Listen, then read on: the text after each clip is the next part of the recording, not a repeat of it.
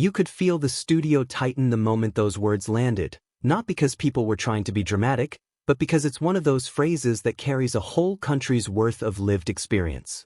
And Hegerty, the sharp, unflinching brain from The Chase, was talking about weight loss, and then came that line about poverty and eating habits. And suddenly, it wasn't just a chat about diets anymore. It became a mirrored. What's fascinating about And on television is that she doesn't perform vulnerability in a glossy way.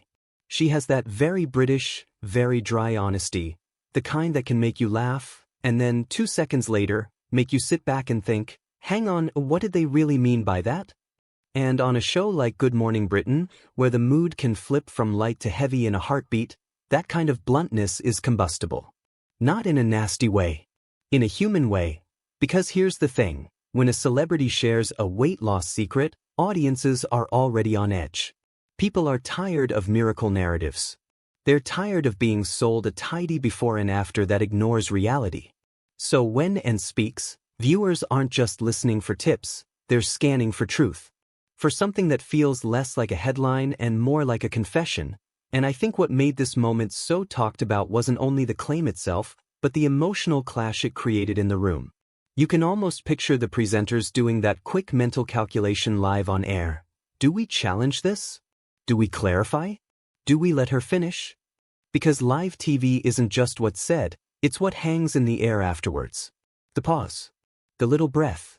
The glance that says, we need to handle this carefully. Many viewers noticed that these conversations always sound different depending on who's saying them.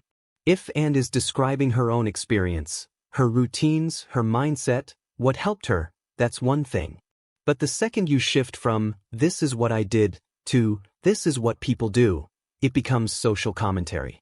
And social commentary on breakfast telly is like trying to carry tea across a carpet in a full sprint. One wrong step and it spills everywhere. Now, it's hard to say for certain what And intended in that exact phrasing without hearing her full context, but the reason people reacted is obvious. Poverty is not a personality trait. And food isn't just food. It's stress, it's access, it's time, it's exhaustion, it's what's left when you've spent the day surviving. So when anyone, celebrity or not, suggests that poor people eat more, it can land like blame. Even if the speaker thinks they're pointing to a pattern, the public can hear judgment. And that's where Good Morning Britain becomes its own kind of theater. You're watching not only a conversation, but a negotiation. The presenters have to keep it flowing, keep it watchable, keep it respectful, while also protecting viewers at home who may be thinking, I'm struggling and now I'm being discussed like a statistic. The best presenters don't just ask questions, they manage emotions. They translate. They soften sharp edges without silencing the person speaking. What I found most gripping is that this topic sits at the crossroads of two national sensitivities, body image and class. Both are loaded. Both are personal. And when they collide, people don't respond with casual opinions, they respond with their lives. Some viewers likely heard and thought, finally, someone saying there's a link between money and health. Others probably felt that familiar sting of being misunderstood. Not because they want to argue, but because they know what it's like to choose between a full fridge and a paid bill. And then there's the weight loss secret element. Because secrets, by definition, suggest something simple that everyone else missed. That's why audiences are skeptical. Most people know weight loss isn't just willpower, it's mental health, hormones, habit, support, routine, sometimes medication, sometimes life changes that aren't available to everyone. So the public appetite isn't for another perfect answer. It's for nuance. For the messy truth. Some people watching interpreted Anne's tone as matter-of-fact rather than cruel, like she was pointing to an uncomfortable reality about cheaper, calorie-dense foods and the way stress affects eating. And that interpretation makes sense. But television is a blunt instrument. One sentence can erase 10 minutes of careful meaning.